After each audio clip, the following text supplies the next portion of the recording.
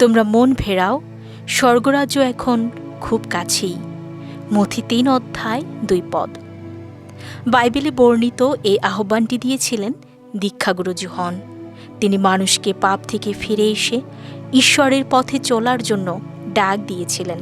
মন ফেরা অর্থ শুধু ভুল কাজের জন্য অনুতপ্ত হওয়া নয়, বরং হৃদয়, চিন্তা ও জীবনকে ঈশ্বরের ইচ্ছা অনুযায়ী পরিবর্তন করা।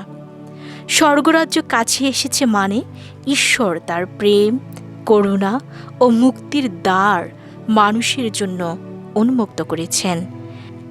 তাই আমাদের প্রতিদিন নিজেদের জীবন পর্যালোচনা করতে হবে, অন্যায় থেকে দূরে সরে ঈশ্বরের প্রতি আরও বিশ্বস্ত হতে হবে।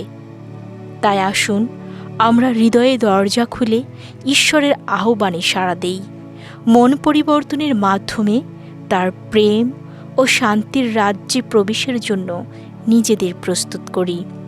তাই আজ আমাদের প্রার্থনা হোক, হে প্রভু, আমাদের হৃদয়কে নবীন করো, যেন আমরা পাপ থেকে ফিরে এসে তোমার পথে চলতে পারি এবং তোমার রাজ্যের যোগ্য সন্তান হতে পারি।